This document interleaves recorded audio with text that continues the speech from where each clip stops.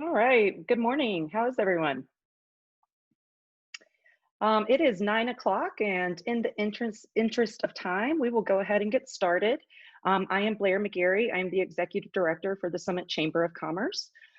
We are absolutely thrilled to have April Kroner and Hannah Wynd with us from Summit County. April is the planning director for the director of the planning department for Summit County, and Hannah is with the public health department. We had these lovely ladies on, gosh, probably about a month ago now, maybe a little bit less. And just a lot has changed since that happened. And we thought that we'd bring them back, get some updates on where the county is in the recovery from the COVID pandemic, and kind of where the state is as well, as they are definitely helping to guide this. Both April and Hannah have just been amazing through this process, really listening to businesses. April and her team have done a great job creating a business resource page on the Summit County website. I really recommend you check that out. There's a lot of resources there. And with that, nobody really wants to hear too much more from me. I will go ahead and turn it over to, one thing. I'll turn it over to April, but for questions, we're going to give a quick introduction, but this really is y'all's opportunity to ask questions of these guys. If we don't have the answers, we'll track them down, we'll get them. If you want to put those questions into the chat, I will be moderating this, and we'll get through as much as we possibly can. If we don't, we'll follow up as necessary. All right, so with that, I'll turn it over to April. All right, I'm April Kroner. I'm the Summit County Planning Director. I'll keep my intro brief. I think everybody's probably waiting to hear from Hannah and have an ability to ask her questions with our public health department. I guess I just wanted to, first say it's exciting to see that things are starting to open in Summit County, and I'm very excited to be providing whatever kind of assistance we can with the businesses. In fact, it's really been the businesses themselves that have been directing, or driving all of this and pushing for reopening and working close with public health on getting protocols set up and how they can do things safer. So it's been wonderful to be able to work with all of the different industry groups as part of our Economic and Community Planning Recovery Committee and get that input. What do businesses need? What's going to help all of you through this time to find your guidance, know what you need to do. Anything we can do for you is what we want to do. So that's why we've developed that business resources website. We're trying to, bring in our public health. Hannah and some of her counterparts there have been on our weekly meetings, providing answers and guidance. So it's been awesome that way. As you all know, effective yesterday, short-term rentals, actually all short-term lodging, was allowed to open. So that was big news within the county. We have reached out to all short-term rental permit holders within Summit County with a direct email blast through our permitting system to let them know that they can open and how to safely open. So we've also put those protocol resources onto our website. But along with that comes visitors, which I'm sure is something that our public health department is thinking about, and everybody else too, in terms of that's great, we're opening, but what things are we putting in place to ensure safety, and just how are we going to work through all of this? How are we going to do the tracing of more cases? Just so many questions that I know you all have. But anyhow, it has been great to see things start to reopen, see people start to get together. And for the most part, what we have been seeing anyways, when we go out and do some business protocol checks from our end, and working with our counterparts in the town, is that businesses are, they're complying. We know you all want to do the right thing. Sometimes we do run into areas where the businesses maybe don't quite know what to do. So we're trying to be out there offering education and guidance on that. So if you see somebody from one of the towns or the county out there checking on things, making sure that, people are wearing masks, that, the protocols are in place. We're not there to try to, say, hey, don't do that, or you're doing something wrong, and fine you. What we're there for is to try to help and help you understand what things you maybe need to be doing a little bit better with your business. So with that, I'm going to turn it over to Hannah. She can talk more directly about the governor's guidance and what he announced yesterday and where things are relative to Summit County. And then we can get into the questions. Sounds good. Thank you, April. Thank you, Blair. Thank you all you guys for being here. It's good to see some other faces outside of county employees and stuff like that. So good to have you guys here. Once again, my name is Hannah Wynd. I am the public health representative for our County Emergency Operations Center. First, I'll just start off with just reiterating that, we're still having positive cases within the county that are still, seeing higher rates than our neighboring communities. And so just really want to emphasize, those points that we've been pointing out in terms of maintaining that physical distancing, wearing a mask, not going to work when sick, getting tested if you're having those symptoms, and just following those general guidelines, just because it's really important in providing us the opportunity to continue to keep opening up and reducing that illness spread in our community.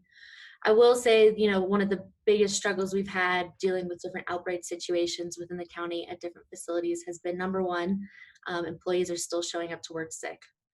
And so that's, a big concern. And so as you work with your employees and staff, that's just really important to have a plan in place about how to prevent that from occurring and the communication you need to have with your employees. Secondly, the other thing that we've been seeing with some of these outbreaks with restaurants is that there's been a lack of contact information provided for people that might be working on duty. So we've asked within our local public health order, which is stricter than the state one, that you have contact information for those employees and a schedule available. Because that's one of those things where if we do have a case and we have to do contact tracing, if we aren't, don't have names and phone numbers for people or schedules, that gets really complicated. So another important point to point out there. And then just kind of where we're at with public health orders. So we're kind of in between what the state's doing and what the county's doing. It's kind of a weird in-between time. As many of you have seen, the governor did put out a new executive order yesterday, referencing some changes that are going to be happening in the upcoming week. I would say the big thing that came out of that is they did release their guidance for short-term rentals, in which case ours is a little bit more strict in some cases. So that Appendix 1 on our website, and if you have questions about where to find that, let us know. But that's going to be the one that we're going to be diverting to. Of course, the state guidance for short-term rentals can be very useful, but that Appendix 1 is our local ordinance here. And then the other things that they have released is guidance on places of worship, guidance on personal recreation, so that would be gyms, pools, etc., and then outdoor industry guidance. So that would be like your rafting companies, horseback riding. So all those guidances are posted on their website. So let's see, that is covid.colorado.gov, I think it is. It's the state COVID page. And they are asking for public feedback on that guidance, on those guidances right now. So if you are interested in providing that feedback, go to that website, and they're accepting feedback till Wednesday, and then that will be finalized on Thursday. There's some other things in there that the state's, figuring out what that's going to look like. And then secondly, the county is going to then be deciding if, we need to go stricter or get in line with the different state things. So we're anticipating that new state public health order to come out today. And then once that state public health order comes out today, then we'll be able to issue our local one. And Hannah, I'll just jump in here where you talked about where can they find this information. And Blair talked about the business resources website. So we'll get that out to everybody later. But I did want to let you know that we understand it can be confusing. What guidance are we supposed to be using? What is required versus what is maybe just out there from certain industries. So we did try to lay that out on the business resources website. As we get county specific guidance, like this Appendix 1 that was discussed, we have put that right under the short-term lodging for industry guidance, and it's the county specific. And then as we get any state guidance, we'll add that as well. And then any other, if there's like the housekeeping industry has some guidance on what to do, we'll add that as well, so that everybody has as many resources as possible. But the county one is always going to be the required one that we need to follow. So I just wanted to point that out, and we're trying to make it easy for everybody to find their industry and put guidance directly on there so that you don't have to worry about like trying to find, oh, where was that last public health order and what appendix am I looking for? So you can just go on the site, look at your industry, and we put it right there for you. So. Great. Thank you, April. Yeah, steadfast rule on that is whichever ordinance is stricter, that's the law that stands. So in any of these cases where you're trying to decide which one, whatever one's stricter, that's going to be the one to follow. And then next, would also just like to mention, we added a visitor resource page to our website as well. So since we are welcoming visitors back to the county, we've got just some basic different guidelines on there for them, and then also information if they do experience symptoms while they're here, where they can get tested, and really tried to make that, you know, really easy and straightforward for people to understand. So yeah, excited to start welcoming people back, and hopefully we can, you know, provide them the best information possible. Otherwise, I think that is it for kind of updates right now. There's always new stuff happening, so it's hard to keep updated with it all. But I think we'll open it up for questions unless Blair, April would like to have any other comments or updates. No, thank you guys for that. I appreciate it. We don't have any questions in the chat yet. I would imagine that they will start coming here shortly. Hannah, you had mentioned, you know, that the rates in Summit County are a little bit higher than our surrounding communities. And I'm wondering if you all have any indication of why that is, or is it just one of those things, or what you think there? Yeah, that's a challenging question to answer, and, you know, something that we keep asking and working with our state epidemiologists to work on trying to figure out exactly what that might be. I can honestly say that I don't personally know for certain exactly why that might be going on. You know, some of our neighboring counties, for example, Eagle, you know, they have done an exponential amount of testing, and they had started doing that way before us. You know, so getting started on that testing early due to their health system being in place to make that happen, you know, that could have potentially led to them having such a large decrease in cases recently. But, you know, there are other counties, for example, you know, Routt County, they've only had, at least like as of a couple of days ago, it was one new case for the past 2 weeks. You know, that's why their variance was approved last week. So it's hard to point a finger as to what might be going on there. But, you know, just hammering those points again of those basics of what we can do to try to mitigate that spread.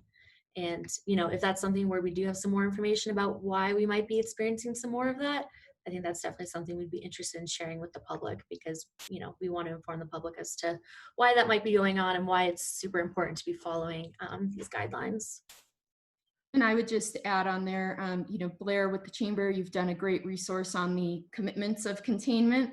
And I think if, you know, all the businesses can be getting that out and sharing that and really leading by example with your employees, and just continuing to push, you know, wear the mask, wash your hands.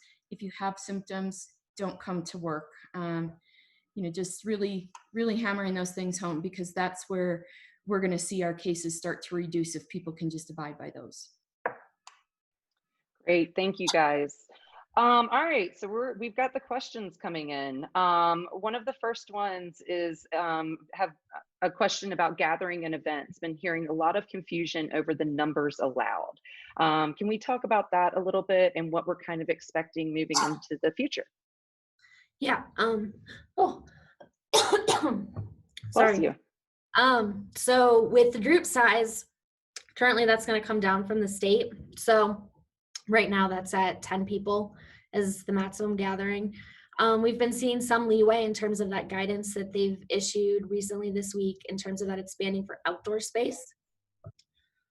Sorry.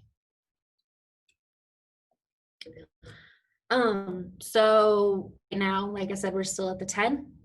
We see that potentially changing in some cases with different outdoor gatherings. For example, with summer camps, they've expanded that to allowing groups of 25 for kids in summer camps. Thinking about other outdoor spaces, they've been talking about for sports leagues for adults that would also be 25 people. So that's all in the guidance that we're waiting to get finalized. But in terms of indoor spaces and gatherings, we're not seeing that number changing from the state at the moment. So if that stays, I mean, they're anticipating this new order going through July 1st. So it's kind of where we're at on that. Waiting for more information, but I don't see that budging too much for indoor gatherings, unfortunately. Okay, if the governor passes the new ordinance this week, are we able to follow their rules, or do we need to wait for Summit County to decide if they are going to add any restrictions to it? So let's see. I guess and that's just in general of the public health order. That wasn't a specific guideline. I think so. Yeah. So with what the state issues, we'll go by that unless we decide to issue something stricter. So that's kind of how that's going to work. So I think there's, of course, we'll amend our own public health order. I would say in general, our goal is to be in line with the state on most things.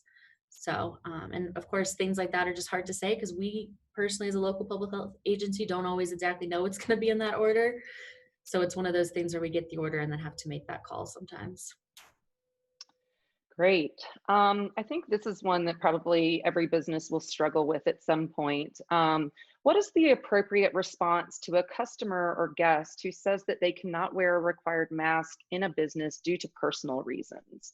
You hear things about people who have experienced PTSD and just are uncomfortable with that. Do you guys have any recommendations there? Yeah, that's a challenging one. As most of you know, it is required to be wearing a face covering within a public space or if you're outdoors and cannot maintain that 6 feet of distance. So, there are some exceptions to that. So children under the age of 2, people with medical conditions that, a doctor would not recommend them having a face covering due to respiratory problems or items such as that. We have had some different cases, for example, someone that may need to be able to read lips, that might have, PTSD, that have worked with their provider, their medical provider, in, making that decision that if a face covering is something that would be, weighing the pros and cons of that for them. So, that's a hard discussion to have as a business owner. And I understand that. I would, encourage you to do the best you can. But, at some point as well, I mean, we also need to respect if someone has a medical condition that would prevent them from wearing that. So, and if it comes up to be a problem where, someone's getting especially confrontational, we have had some issues with that, people getting physical with business owners, in which case that you can always reach out to your local PD. The other number to report any public health order violations that you're struggling with, I can put in the chat box to have that available as well. But I mean, in all honesty, I mean, it takes, kind of the creativity, I think, from you guys as to what's going to work best for your business model. So I think we're open to what that might look like for you guys as well. Great. The questions are definitely coming in. What is the threshold for new cases that would result in tightening the recommendations? So we've discussed this some in the past with some of our other meetings. So if you look at the roadmap to recovery, that page 2 on there has the different criteria that we're looking at for reopening and what those different stabilization phases look like. So in terms of data, we don't have necessarily a specific threshold that would throw us over a point. It's really a holistic thing that we're looking at. But in terms of the different data points that are really important that we've been, looking at is our positivity rate. So out of how many tests we did that day, how many came back positive? So that's one that we've really been trying to keep under 10%, which we've kind of been in and around that line, not as below it as much as we'd like. And then the other one that's also important with that is our cases per 100,000. So recently, I think about as of a week and a half ago, we were at 102.4 cases per 100,000 people. And we should have that new data posted on the website, hopefully today. I know that they released that yesterday to be posted on the website, and then hospitalization rates. So it's really a holistic point of view. It's not one data point that's going to throw us all back into closure status. We really take a lot of different things into consideration when making those choices. Thanks for that. I mean, it does seem like with those numbers that we're walking a tightrope a little bit. We're right there on the border. What do you, I mean, it sounds like the state is even okay with us kind of right there, but if we start to go any more into the red, I mean, what does that look like? Is it still just identifying specific businesses that have the outbreak, or is it really tightening everything in the county again. Right, and I think you bring up a good point there, Blair. It's, you know, also a question of, is this a specific outbreak or a couple different facilities that are really driving this up, or is this a community-wide spread that we're seeing, and trying to make that decision as to what that looks like. And I think depending on that scenario, that might, you know, define what decisions we'd make going forward. You know, if it's a certain facility that, you know, might be spiking our cases up, that's something I think we can mitigate without closing everything down. As opposed to seeing large community spread really spike throughout many different places throughout the community, not necessarily linked to one facility. Great, thank you. Here's another one about masks. Are masks required outside in public space, or just recommended? And same question for interior public space. So for outdoor public spaces, they're only required if you are going to be within 6 feet of someone. So, you know, I don't know, that would be potentially if you're on a trail, a really tight single track trail or something, and you know you're going to be passing a lot of people, you know, within a foot or two of yourself, then a mask would be required in that case. As opposed to if you're on a bike ride by yourself, you're not passing anyone, you know, able to maintain more than 6 feet of distance, that would not be required. And then once again, within public spaces, yes, masks are required. Great. This might be a little bit more for me and April. Is there going to be any kind of common messaging campaign for visitors on what is expected required in Summit County? Yeah, actually, that is something that we're working on, and we'll be having a meeting a little bit later today with some of the businesses in Blair and the county's PR and marketing staff. So that will be coming. If you have any recommendations, any thoughts on, you know, what you think would be helpful relative to PR marketing for visitors specifically, I provided my email in the chat, and you can reach out to me directly. I think we're, you know, from the county standpoint, we really, you know, I guess the tourism, the marketing isn't really, you know, our forte. So we'll probably rely on our industry partners to help with that and really get that message out there. But we certainly want to support, and we want to be able to link up to things, and we want to provide the facts. You know, like the fact that masks are required. We want to make that clear and try to help the business community. You can point to us and say, you know, the county's the bad ones. Look at, see what they have on their website. They're the ones saying you have to do this. But we would love to get to consistent messaging, and that's something we'll talk about later today when we meet, even working with the surrounding towns. So we're all giving that same message. And what we've really been hearing from the businesses through our community and economic recovery group is to try to make that a more positive message.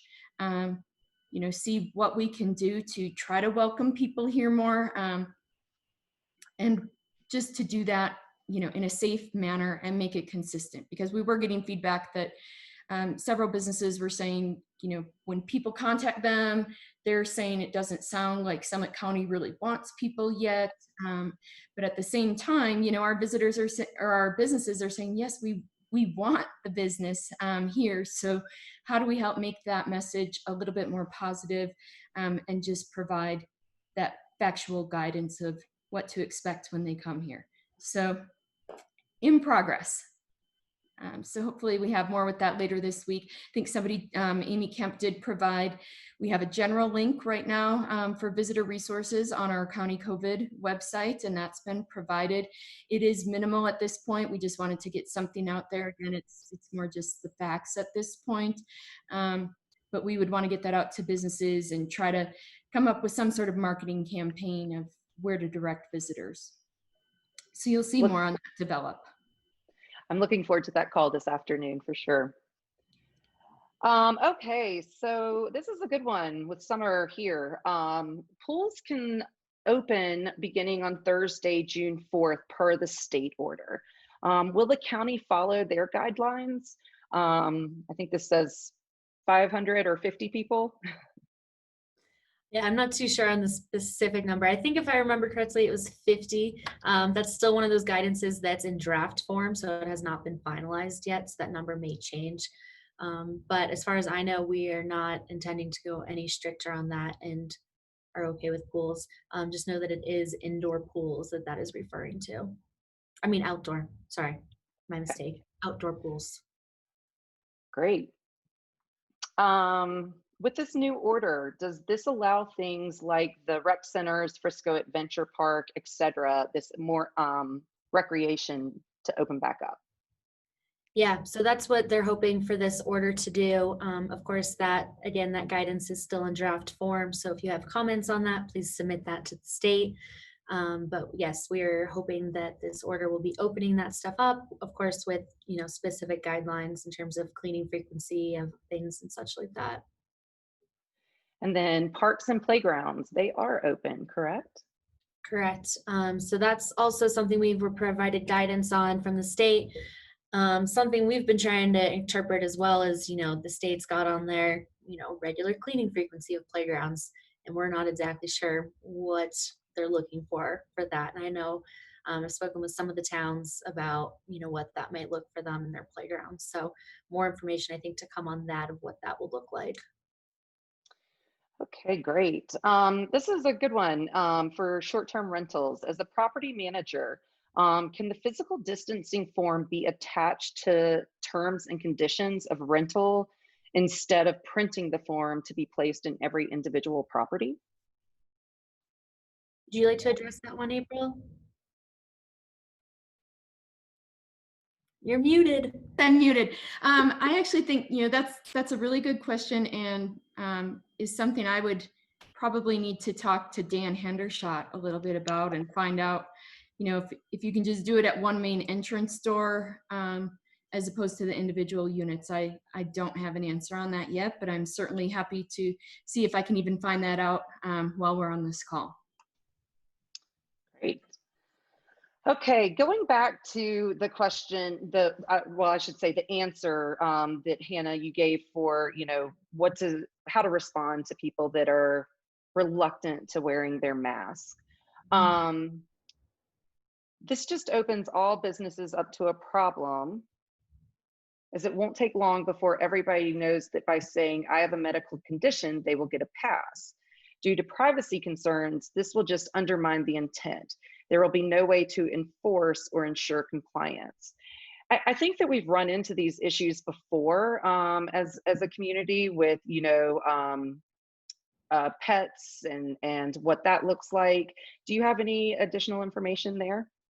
The only thing I'd add, you know, also with, you know, being in restaurants and doing health inspection work, you know, you brought up pets, and we talk about this with service animals being allowed in restaurants. And, you know, how we always address that is, you know, as a business with a license, you know, you have to adhere to these regulations and do the best you can to do that. You know, ask this person, is this a service animal, yes or no? And, you know, they choose to, you know, lie or try to go around the rules or find a loophole or something. You know, you have done you know, I think what you can do as a business owner in many cases. And so I think, you know, go into it with the best intentions of trying to follow the regulations and protect the community and from illness spreading. But, you know, at some point, you know, I would just hope that it's a very small percentage of people that are choosing to use that loophole. Yeah, and I think it is happening to people, and I'm getting a response that it's happened 2 times in just 2 times today. So definitely an issue, and you know, it is concerning just with the liability that businesses can carry around that, and something that I think that we'll hear a lot more about. What's the expected date for moving to the next phase of our roadmap to recovery? I saw that Eagle County is planning to move to their expert phase on their recovery trail map with up to 250 people for gathering on June 22nd. So first, just to speak on Eagles, they currently have a variance to the state to have outdoor groups up to 50. They would have to submit another variance to get that approval up to the 250. So no word on what that's going to look like for them. But for us in Summit County specifically, we had a meeting yesterday trying to discuss what edits we need to make to the roadmap, what that's going to look like. You know, have we moved into phase 2, where we're at with all of that.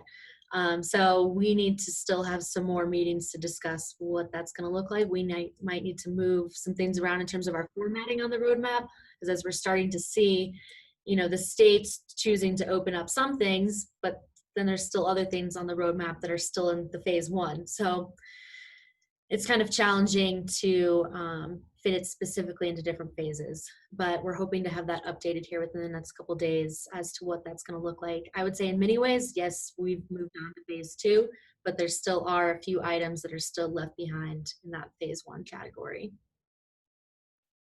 And then I was just going to mention as well that we were also talking about doing a press release later this week with more of that information as to what that looks like for us moving into our next phase. Great. So just to clarify, outdoor pools and hot tubs can open on Thursday, June 4th. Correct, unless the county decides to come out with anything specific, but I'm not aware of them choosing to do that yet. Great, great.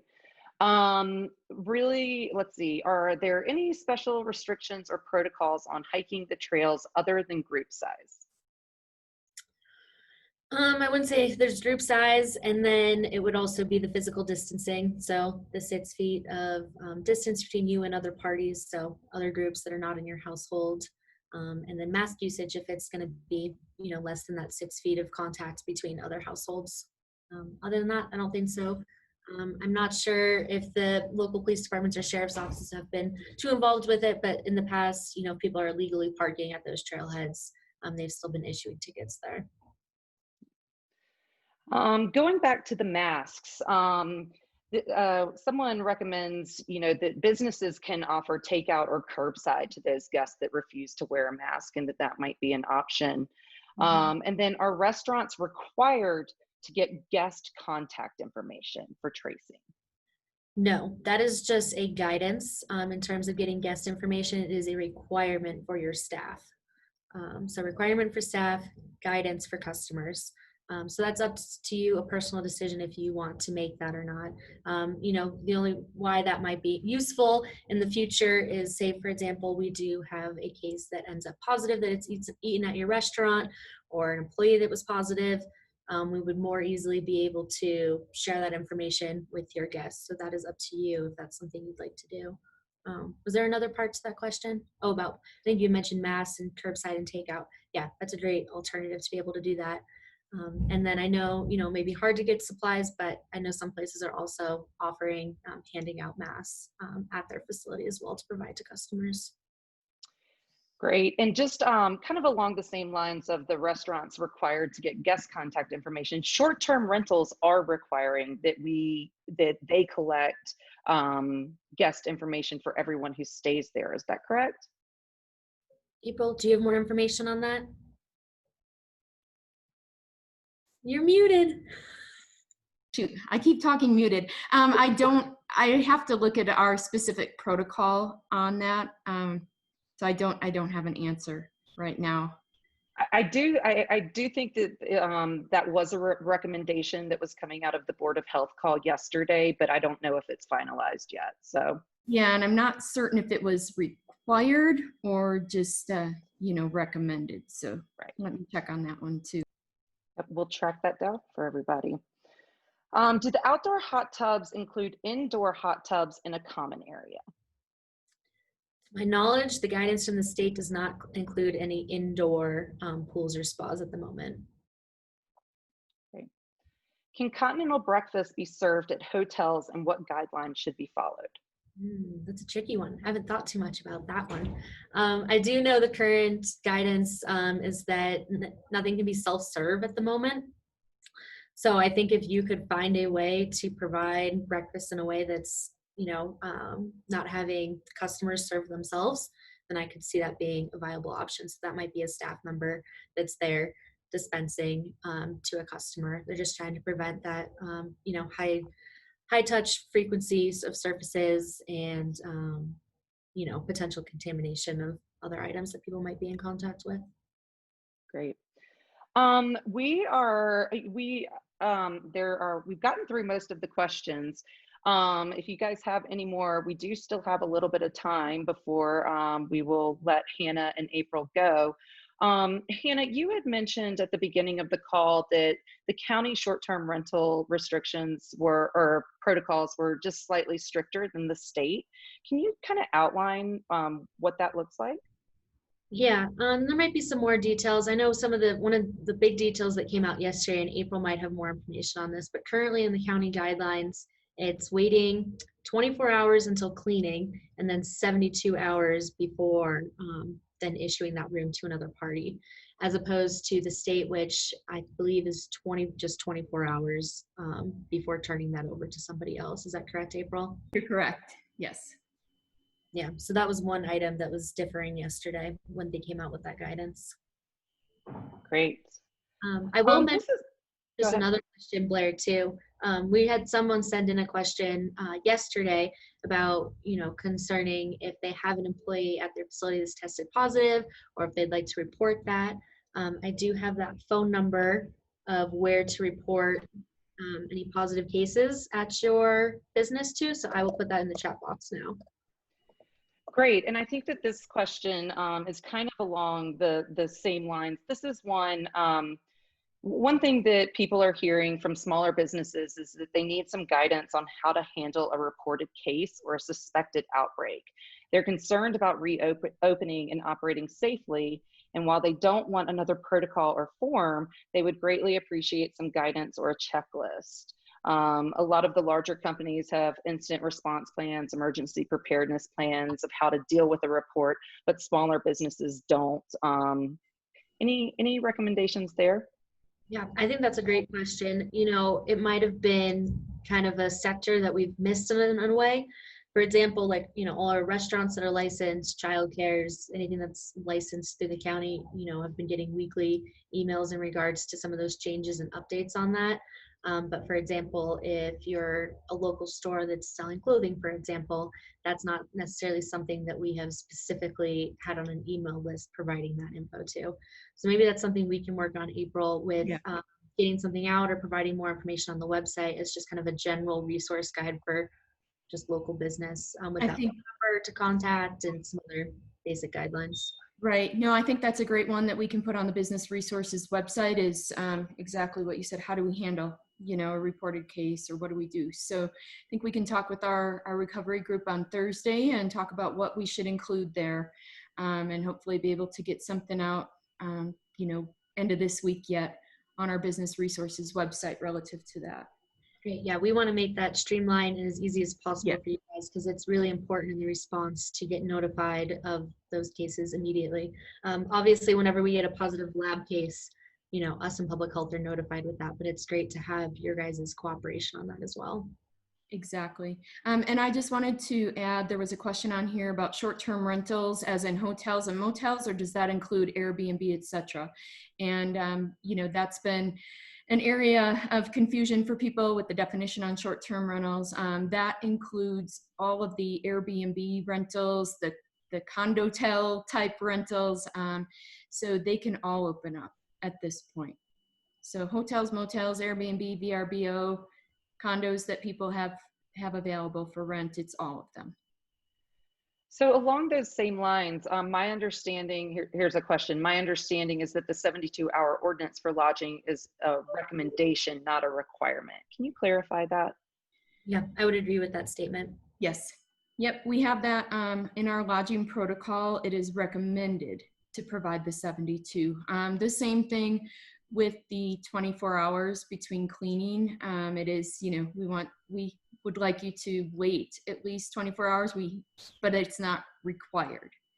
So if you don't actually meet those, that's all right, but it's, strongly encouraged between rentals and between cleanings. Great. I hear household when discussing social distancing on trails, etc. What is the rule for non-household friends meeting up for food and hiking and other activities? Yeah, good question.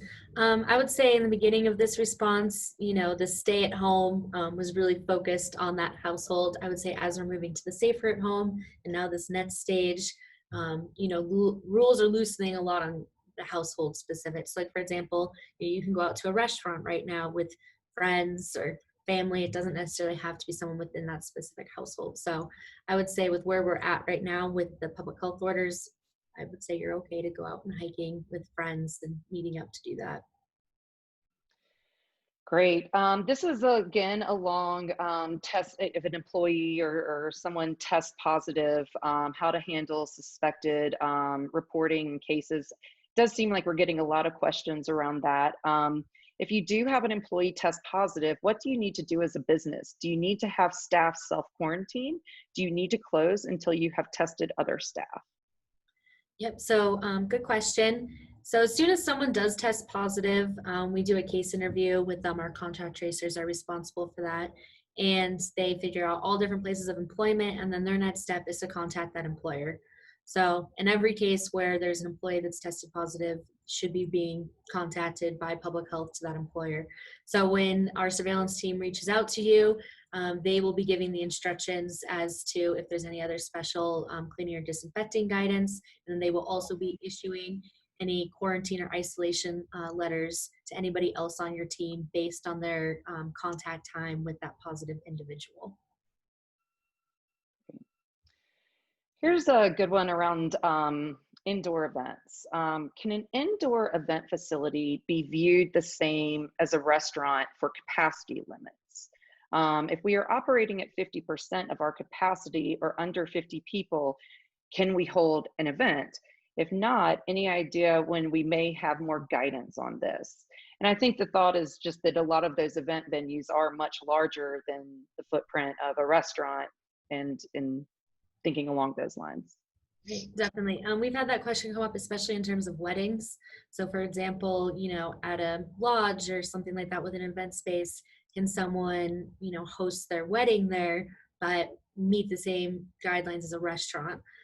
At the time being, the answer has been no, just because the model is very different. So say, for example, you have a restaurant with different tables spaced apart.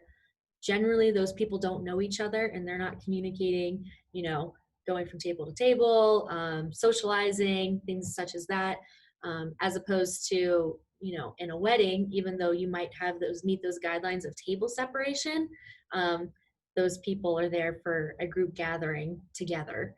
And so that would encourage, in the spirit of a lot more mixing of parties. So I hope there's going to be changes to that soon. We have a lot of brides that are anxious to have weddings, and I feel with them on that. But I'm not sure where we're going to be at, when we're going to have an answer on that. Yeah, the brides, but then all of the industries that really do support those weddings. Yeah, absolutely. Is there any attempt to get statewide consistency on guidance and requirements and recommendations? Given a very transient community and summer travel, having 64 different sets of rules by county seems problematic. Yeah, I can absolutely understand why that would be a challenge, especially for people coming to visit our state and traveling to different counties throughout the state. Unfortunately, that is a much larger problem than I can address. That's really just how local government is set up in a way. So that can be a challenge. I mean, that would really come down from the state. But here in Colorado, local rule applies. So there's always the option for a county to apply that local rule. And I would just add that, from a regional level, we do meet with about 10 counties within our region, and that's something that has been talked about there. And really just having, from the county level, all of the counties throughout the state to really push the state to allow counties to just come up with their own guidance so that each county can do that. We all know our numbers better. It is confusing, and I think at this point, almost nearly every county has asked for some sort of a variance from the state requirements anyway. So something we would all love to have happen, but that's really something out of all of our hands. Well, and just to add to that, April, it does sound like almost every single county is asking for local control back from the state, which will exacerbate that problem without a doubt. Yeah, definitely. But we also want it because every county is unique and has different situation going on. Yeah, and then I was just going to add briefly, of course, this isn't probably too feasible for visitors, but for anybody that is interested, on the state COVID page, they do have every county listed there if they've been approved or denied variances, and then those variance letters for specifically what they've been approved or denied for. So if you have questions about that, you can look there. Right, and they also include if the state has denied any variances, they include that letter as well. Great. Here's another tracing contact question. An employee has had contact with someone that tested positive, but is not showing any symptoms and therefore not able to get tested themselves. Should they self-quarantine, or is that individual able to work? So they would have been contacted by the surveillance team if they were a close contact to that positive. So a close contact is defined as somebody that's been within 6 feet of that positive case for more than 10 minutes. So if they meet that definition, they would have been contacted by public health, and then public health would have helped make that determination if they need to get tested or what their symptoms are looking like. If it's the case where they did not meet that definition, of course, they are welcome to self-quarantine, and that's a personal choice if they wish to make that. But if they have more specific questions about that, I would reach out to that phone number that I had shared earlier. So that's the public health surveillance team, the one to report an illness. They would have more specifics on that individual's case. So you can always reach out to that phone number if you need more details. Great. Kind of along the same lines, do you guys want to talk a little bit about what the county has done to grow the tracing team and the efforts that the county's put forth there? I mean, I think it's pretty robust what you're trying to do. Yeah, it's been pretty extensive. There was an article in the Summit Daily, I think it got posted at the end of last week in relation to us expanding our contact tracing team. So that was a big requirement for reopening, is that we increased the people being able to do that. And so I think we've hired on 6 new folks that have helped us do that. Just to give you a rough idea, we're roughly a department of 20 to 25 people. So we're expanding quickly. Most all those people have been training well in the past 2 weeks. We have a lot of bilingual folks, which has been extremely useful to our team. And then we have, continuing to keep hiring people. We, I think, are looking to hire 6 more contact tracers to keep expanding that team. And then we are also in the process of hiring a public health specific public information officer. So someone that can better help us share our messaging, because that's been something that's been a huge need for us. Great. What is the status of the Dillon Farmers Market? Yes, so we have been working on that. I don't know if anyone's been involved in the Board of Health calls, but that's been a topic recently that's been going on there. So the state did approve for farmers markets to operate because it is a critical service, as providing food to the community. So the recent update I have heard is that the Dillon Farmers Market is going to operate. There's going to be a requirement of prioritizing raw agriculture and food items. And then I know they were approved to have a small percentage of artisan vendors. So that would be craft folks, artists, things such as that. They did also get approved to do food on site. So that's people doing hot dogs, churros, tacos on site, but those will be provided in to-go containers for people to consume off the premises. And then I haven't heard too many details, but they will be limiting in some way the number of people coming to the farmers market, and just to keep that in check some. So it's happening. We're working on trying to get all those approvals through for it. So Dillon Farmers Market is a go. And then as far as I know, the Brett Sunday Market too has also been reaching out, trying to get their market together. Great. I guess this question is more around trailheads and bathrooms open at trailheads and concerns that people are seeing around campers and waste that is starting to collect that maybe wouldn't if those bathrooms were open. Do you guys have any information on that, and if those are opening? Right, so in regards to most of those spots, it's National Forest property. And so in those cases, it's going to be up to the Forest Service as to when they choose to open those, and that's the federal government that oversees that. So it's definitely something that we can, try to put more pressure on them to try to provide. I know it's something that I'm sure they're interested in opening, because I don't think that's something they want to be dealing with their trailheads either. So I would hope we see some changes on that shortly, but really in their hands for the most part. Great. Are common areas without hot tubs that are indoors allowed to be open? So April might have more information on this than I do. My understanding is that within hotels, lodging, short-term rental type stuff, that common areas should be closed, as opposed to, I guess I would think of, like, I don't know, maybe an apartment complex where people, it's their own private homes, that would be open. I don't know if you have more details on that, April. I don't have any more than what you have indicated at this time. Another one we can jot down for hopefully being able to share with the group afterwards, because I have a few items that we're hoping to get answered yet and want to get back to everybody on that. So we'll throw that one in there. Thanks. Great. We have about 10 minutes left. We have gotten through, I think, all of the questions in the chat. If you guys have any more, please let me know. One question, oh, we've got one more coming in. Here we go.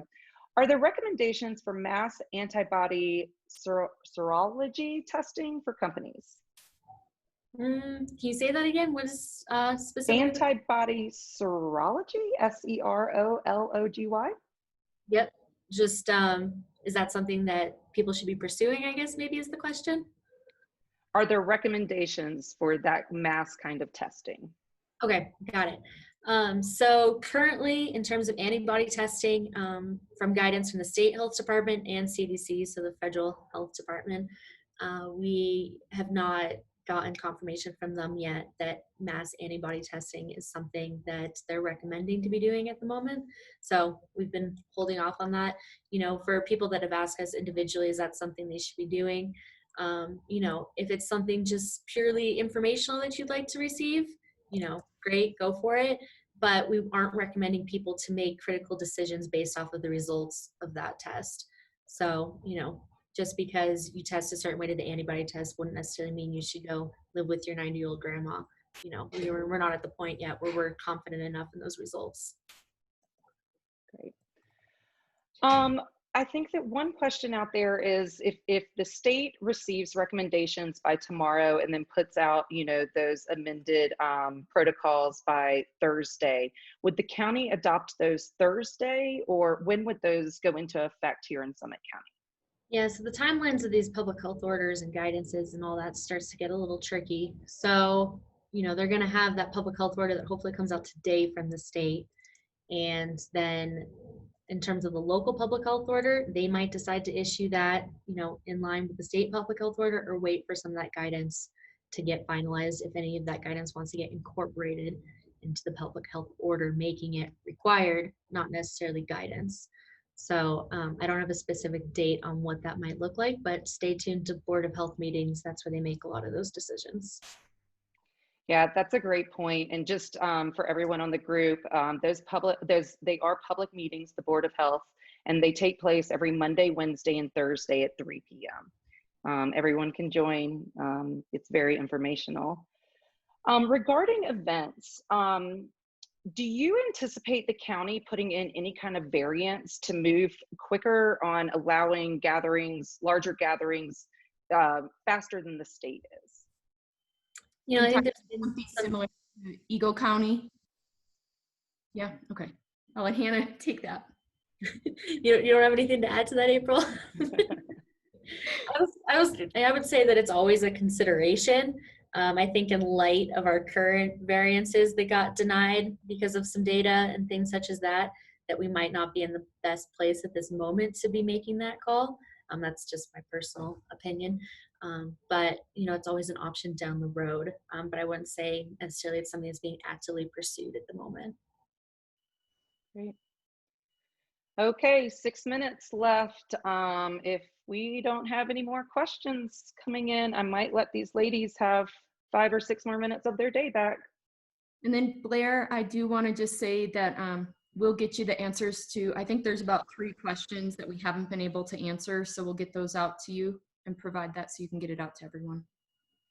That sounds fantastic. We're just so grateful that you guys are willing to take this time. And again, to really listen to the business community. April, I know that you have been advocating extremely hard on behalf of the entire business community. Hannah, I know the hard work that you're doing, and thank you for putting yourself out there and being willing to listen and answer to all of these questions and concerns. I think it really is helpful for our community, and hopefully we'll be able to do it again soon. But I think it's exciting that we are starting to slowly reopen and start to navigate into this kind of new normal. Yeah. Thank you very much for having us on here, Blair. It's a great opportunity to get the message out, and I think for all the businesses to be able to have Hannah here from Public Health and answering these questions is so helpful. So, and we are continuing to look for ways to make it easier for all of you to have access to questions and give you all the information we can as quickly as possible. So, thank you, April, and thank you, Blair, for having us and listening to us speak for this hour of your time. I know it's important, and then you guys play a huge role in the business community as to welcoming our visitors and implementing these different guidances. So we appreciate all your hard work. We know things are always changing and it can be frustrating. I feel those feelings as well. And please reach out to us, if you have other questions or some feedback. You guys are the experts in this, not necessarily I am. So please let us know what we can do to help you guys better. Thank you guys so much. I hope everyone has a great day. Really quickly, I do want to give a plug for a coffee meetup that will take place tomorrow morning on Zoom. It is hosted by Aaron at Red Buffalo Coffee. Many thanks to Aaron for doing that. And we're just really going to discuss different ways that people are getting creative with these protocols and how they are welcoming visitors back into their business. So we hope you can join us there. The information is on the Chamber's Facebook page. And yeah, I hope everyone, again, has a great day. Thank you. Thank you.